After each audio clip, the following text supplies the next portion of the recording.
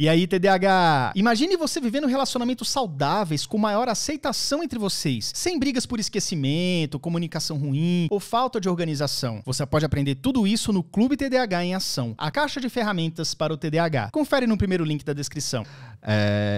Eu penso que eu era aquela criança e adolescente que era aquela... eu pego isso daí muito fácil. Nunca foi uma dificuldade aprender. Só que era uma dificuldade me concentrar e me engajar naquilo. Então, se eu prestava atenção, eu ia bem. Então, quando eu era novo, por exemplo, eu fiz Kumon. Então, assim, matemática eu ia bem. Mas por quê? Porque eu fazia negócio. Só que aí chegou uma hora que foi para um momento que ficou difícil. O que eu fiz? Desisti.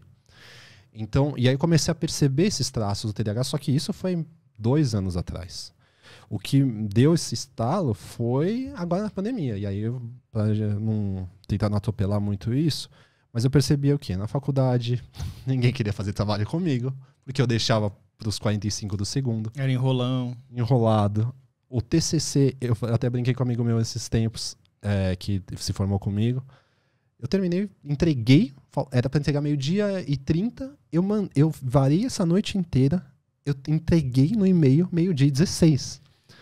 Aí eu ainda ficava assim, será que tá bom? Será que tá bom? Aí eu falei, se não tiver, eu tenho que mandar. Não é o que escolha. Temos, vai metade, mas vai. Não tenho escolha. Então, assim, e eu passava, né? E aí, assim, só que isso não é uma coisa boa. Eu tô falando tudo isso, mas eu não acho que era uma coisa boa. Nunca achei. Só que nesses pequenas coisas de beleza, pego, faço, então tá bom, presta atenção. E eu já entrei na faculdade sabendo muita coisa, porque o quê? Eu já estudava antes por conta. Então eu estudava muito forçado o que eu gostava. Só que matérias que eu precisei me forçar não, porque eu não prestava atenção, eu não passei. E aí quando eu prestei atenção, falei, caramba, era isso? E aí, por exemplo, no último semestre foi o desafiador de todos, que o último ano, na verdade, né? Que foi que eu trabalhava numa loja, aí eu tava fazendo TCC e tinha meu estágio. E meu estágio, o que eu tinha mais próximo para fazer era clínica. E assim, do que eu queria atuar aqui com o paciente. Sim. Aí falei, tá bom, né? E todo mundo que já tinha passado falou, não, ela é legal, ela é tranquila, acho que você vai se dar bem. Tá bom. Só que naquele ano mudou muita coisa, muitas regras. E lá que foi meu start de fazer o que eu faço hoje. Porque lá a condução era qual? Um paciente vai chegar, você não vai fazer o cardápio. Você vai entender o que a dificuldade dele, você vai trabalhar com ele etapas. E até uma hora que ele vai ganhar o cardápio, porque ali quando ele chegar no cardápio, ele já vai ter ele já fez muita coisa. Ele já tá fazendo 70% desse cardápio inconscientemente. Porque ele começou a mudar o quê? Os comportamentos. Só que nunca foi estudado pela neurociência e tudo mais. Só que eu fiz meu TCC ainda em base disso também.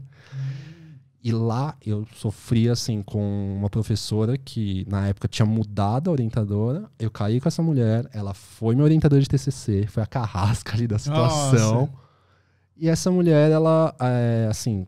Cara, a gente aprende com grandes carrascos, viu? Muita gente certeza. Grande hoje tomou uma lapada no passado. Eu vou mudar. Com certeza. E aí, como é que foi o teu caso? E eu ouvia ela falando, você é prolixo, você não devia ter passado nessa matéria. Como é que você passou na minha matéria sem saber isso? Então, assim... E eu pegava os casos mais difíceis. Minha primeira paciente tinha doença renal crônica, que é uma das dietas mais difíceis que você tem que ensinar o paciente a cozinhar os alimentos, tirar os sais minerais que tem ali. Então, uma série de dificuldades.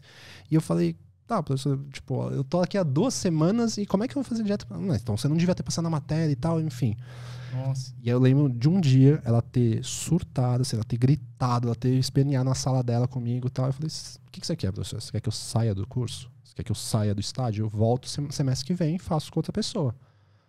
Aí, só que eu falei numa calma. E eu deixei, acho que ela tão desconcertada porque ela tava achando que eu ia, assim, gritar também. Eu só falei assim, por que você tá gritando? Você quer que eu saia? Aí ela falou assim, é porque você me deixa nervosa. Eu falei, tá bom. Você quer que eu saia? Porque se eu tô te deixando assim... Se eu tô te maltratando, né? Exatamente, porque eu tô pagando a faculdade, porque a gente não ganha nada pra esse estágio. Esse estágio é obrigatório. É um estágio obrigatório. Então eu falei assim, tá bom. Aí ela falou, não, vai pra sua sala e tal. Eu lembro de sair assim, tremendo. Eu falei, nossa... Aí que eu percebi uma coisa de mim. Eu falei, eu tenho um autocontrole que, assim, em questão emocional, que talvez... eu nunca tinha percebido que eu tinha. E na mesma época, minha colega, que também estagiava comigo, ela também uma hora assim chorou e tudo mais. Ela falou que estava tendo crise de ansiedade. Eu falei também, porque a gente recebia a notificação do e-mail dela, a gente já achava que ia ter um monte de crítica, um monte de coisa. E é ali que eu fui falando, bom, então eu tenho que ser diferente. Eu tenho que ser diferente disso. Então, beleza. Aí uma hora ela foi afastada e ficou a outra orientadora, e que ela era, tipo, mais difícil nas salas, mas era um amor no estágio. Ela me ensinou muito e ela sempre falou uma coisa. Ela falou, Ayar, eu sei que você tem um pouco de dificuldade na consulta e tudo mais. Só que ela falou, sua dificuldade só vai melhorar conforme você for aprendendo mais. E foi esse start que eu falei, não, então tá bom. Então aí fez sentido eu começar a me estudar cada vez mais. Tudo aqueles 3 anos que eu mal me esforcei, falei, não, agora então eu vou começar a entender um pouco mais. E nessa girada foi o quê? Comecei a ter pacientes com depressão. E eu senti assim, uma sensação estranha, assim, sabe? Sabe essa relação de energia? Eu senti às vezes umas pessoas com uma energia muito pesada. E aí eu via que tinha muitos estados de depressão, via a questão de infância, via a questão de compulsão. E a gente seguia o quê? Um protocolo e tal. E uma menina que era assim, era filha de uma aluna até, né? Ela era filha de uma aluna e eu achei que, ela vai querer emagrecer aqui. É o de praxe, né? Aí ela começou a falar, não, que antes eu tinha compulsão, agora eu não consigo comer nada, agora eu tenho medo de comer tudo e não sei o que lá. Eu falei, eu falei, onde que eu vou anotar isso daqui? E ela começava a me dar informação, E aí foi aí, com essa mesma orientadora. E aí, conseguiu? Eu falei, professora, ela me deu um monte de informação. Mas você não pegou o que você tinha que pegar? Eu falei, não, mas eu achei muito importante ouvir o que ela tinha pra falar. Ela falou, não, mas você não tinha que fazer isso. Eu falei, bom, tá bom. Só que diferente, hoje eu faço isso. Eu ouço justamente o que essa pessoa me traz de informação pra correlacionar aquilo que a gente falou no começo. Tu seguiu tua intuição. Exatamente.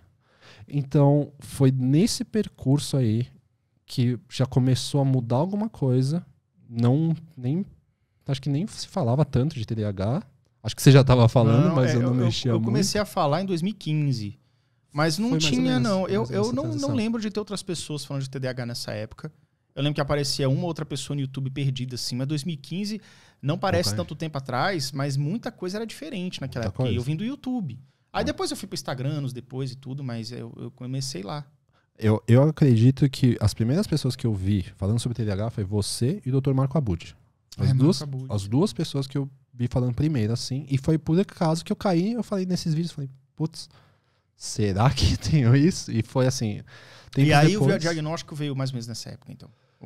Teve a pandemia, e aí na pandemia eu não sei se eu tive depressão, mas fui deixando a vida tocar, perdi paciente, porque todo mundo ia cortar nutricionista, médico, educador físico, ia cortar o que for, né?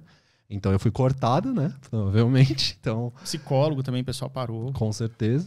Nossa. Tinha que cortar custos, né? Então, perdi muito paciente. Comecei a jogar. Eu já sempre gostei de jogar poker. Aí comecei a jogar poker online. Comecei a varar muitas noites. Eu sou uma pessoa que, se eu não faço exercício, eu não tenho fome. Parei de fazer exercício porque as academias fecharam. Perdi 15 quilos de massa muscular. Nossa. Não de peso, de massa muscular. Eu já estava lesionado, tal, até no Lutz eu fui com o ombro lá operado. E nesse percurso todo, eu me vi dormindo às 6 da manhã, acordando 1 da tarde, comendo uma vez no dia, ou não comendo. Cara, em pouco tempo já tava... E aí você percebeu, e pior, você tinha uma rotina meio regrada e você perguntou assim, cara, a minha rotina tá esculhambada. Né? Você deve ter tido uma percepção assim, né? Eu lembro um dia que eu acordei de madrugada, tava com a minha namorada, e eu acordei com uma dor desse ombro, né? Que eu falei, nossa... Eu falei, o que eu tô fazendo com a minha vida? Eu falei, cara, você é um profissional da área da saúde. Você sempre quis fazer nutrição. Você se tornou nutricionista. E você tá se matando. Eu falei, como é que você vai cuidar do seu paciente estando mal? Se um paciente vier hoje, você é justamente um case de sucesso? Você é alguém que pode se orgulhar do que você está fazendo? Aí eu falei, não, cara, não posso deixar isso acontecer. Só que eu não sabia como voltar. O que voltou, graças a Deus, foi as academias. Eu lembro de ter voltado com dor, com dificuldade e tudo mais. Tava me sentindo um lixo até lá, só que naquele dia eu falei, bom, não sei lá, alguma coisa me fez levantar aí. Eu lembro de com um moletom de casaco pra ninguém meio que me ver, Sim. Porque a pessoa já tinha me visto maior e tudo mais. Aí eu fiz o exercício. Na 2ª ou 3ª série eu comecei a me sentir um pouco melhor. Eu falei, eu só vou fazer 3 exercícios. Eu vou fazer 3 exercícios, porque não vai dar mais pra fazer muito mais. Fiz esses 3 exercícios com uma carga menor do que eu comecei lá 15 anos atrás. Nossa. Aí eu falei, cara, eu tô me sentindo muito bem. Tipo, mas não muito bem aqui. Muito bem aqui. E foi ali que vem a girada de chave que eu falei, caramba, as pessoas precisam fazer exercício físico realmente pra saúde mental. Eu tava me sentindo um lixo esses 7, 8 meses e eu não percebi. Agora eu tô percebendo que é me sentir bem. Ela fala assim, então você tem que se sentir bem porque você não sabia como você estava se sentindo mal por causa desse percurso todo. E agora que você está se sentindo bem, você precisa fazer com que as pessoas entendam isso. E aí foi nessa jornada, entendendo como eu podia melhorar a minha própria saúde mental, voltando a comer melhor. Eu falei, não, vou forçar a comer bem, vou forçar a beber um pouco mais de água, vou forçar a dormir bem. Abandonei totalmente o poker. É forçar, cara. É forçar. Não tem como você pensar assim, eu adoraria emagrecer. E, pô, tu pede iFood toda hora. Eu acho que, cara, até desinstalar o iFood é necessário. Você tá entendendo? Você tem que forçar novos hábitos. Você tava longe da academia, voltou. E, cara, você tem que fazer a parada funcionar, né? Tem que fazer. Eu gosto de dizer que você tem que sentir dor. E quando eu falo dor, é desconforto. Tem que sentir uma sensação de desconforto. Porque ela é totalmente contrária do prazer. O nosso cérebro, ele busca automaticamente prazer o tempo todo. Quanto mais rápido esse prazer, melhor para ele. Só que se não é prazer, é fugir da dor. Justamente a pessoa com TDAH, o que ela mais faz na vida? Se esquivar da dor. Da dor de concentrar, focar, perseverar numa atividade que não é prazerosa. Exatamente. E é ali que também está a facilidade dele ser impulsivo na hora de comer. E ter mais facilidade de criar compulsão. Então, sim, tem estudos mostrando que pessoas com TDAH têm 4 vezes mais chance de ter compulsão que uma pessoa normal. E graças a isso, ela tem 4 vezes mais chance de se tornar obesa do que uma pessoa que não é. Não significa que todas as pessoas obesas tenham TDAH, obviamente.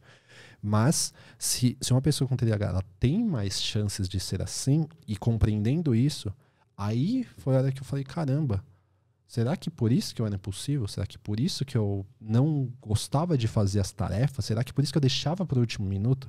Será que por isso que a hora que me desafiou lá atrás, quando eu era criança, quando chegou numa etapa difícil do Kumon, onde eu fazia as contas de 6ª série, eu estava na primeira série.